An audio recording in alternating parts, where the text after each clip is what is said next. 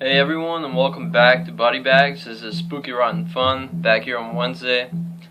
This week is a cannibal themed week, which is really cool actually, because I'm a pretty big fan of this soft genre, especially the Italian jungle cannibal films. There are a lot of different types of cannibal films, which is what I like about it. You know, there's the family type cannibal movies with Texas Chainsaw Massacre and the Wrong Turn films, The Hills Have Eyes, and all that cool stuff. Then you also have the kind of cult religions that are cannibals and stuff like that. So even though all those are really cool, like I said, my favorite has to be the Italian tribe cannibal films, including Cannibal Holocaust and the film I'm about to talk about, and Cannibal Ferox, which was just reviewed yesterday on Body Bags, and many others. And the thing is,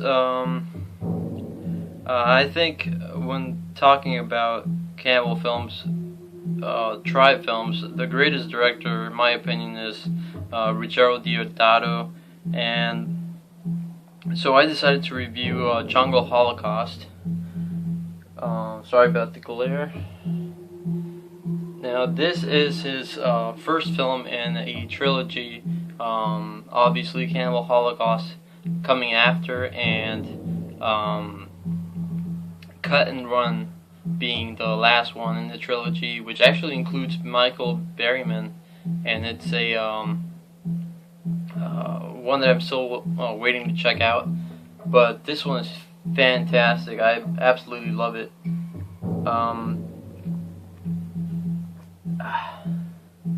I can't really remember the date exactly of this film. I think I'm not sure. I'm probably gonna mess it up, but yeah, this film stars Massimo Fauci and Ivan Rasimov. Sorry if I pronounced that wrong. I probably did, but they're basically in New Guinea. This is where the movie takes place in New Guinea, and the main character of the film, Massimo Fauci, is a entrepreneur, and he's traveling with his friend, who is played by Ivan Rasimov, and they're coming. The movie stars are coming back on this plane, back to their development, where their friends are waiting for them. And this is basically the end of their trip. They're gonna go back home. However, as they get back from exploring, the landing strip for the plane seems to be really messed up, and they kind of have an accident. And they realize that their friends are all gone, and they kind of fear that something's wrong, because all their stuff is there, and the radio's broken, and they have no idea where they could have gone. So they go searching for them in the woods, while the plane driver is fixing up the plane, and they realize that all their friends are dead, and they kind of put together by the clues they find around the campsite that some kind of cannibal tribe has taken a hold of them and eaten them. So while they're waiting for morning to come back, so they can leave, so they can so the person can fly the plane,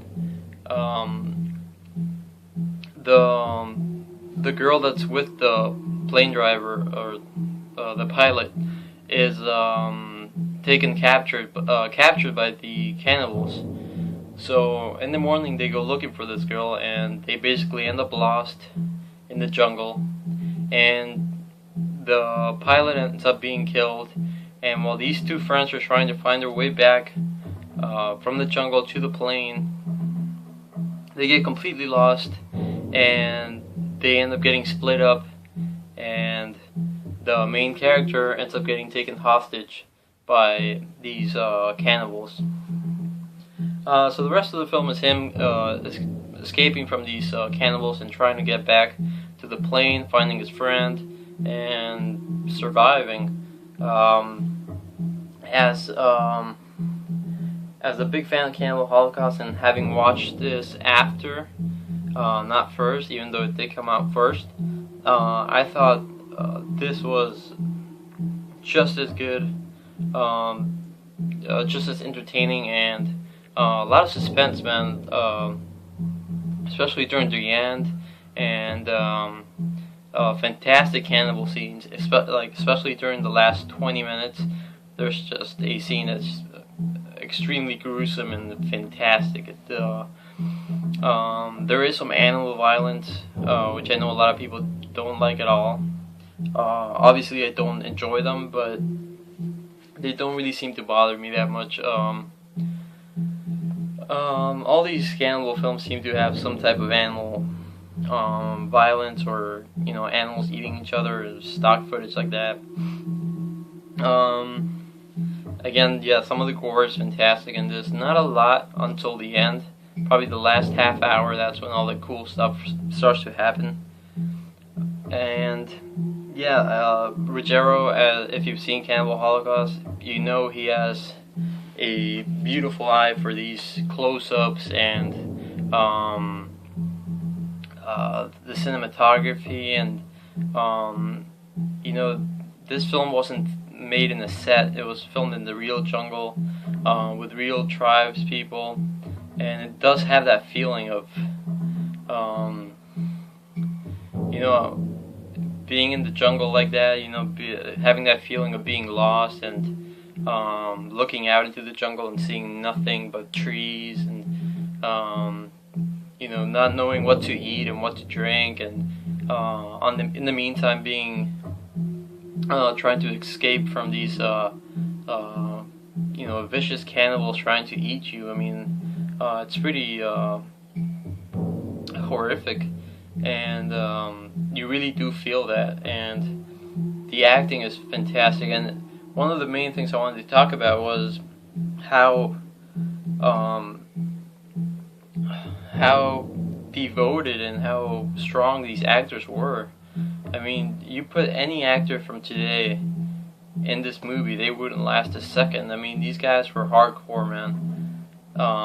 The main actor especially, like, probably 80% of the movie he's naked and running around this jungle. And he does an amazing job. I think this movie's a high recommendation for me.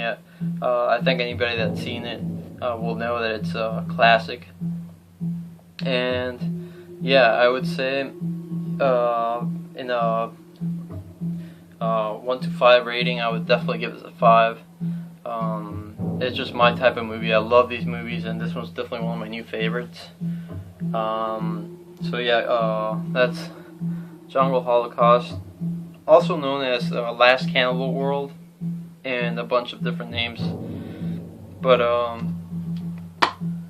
yeah, highly enjoyed this one, and hope you guys do if you decide to check it out. So until next time, I'll see you around.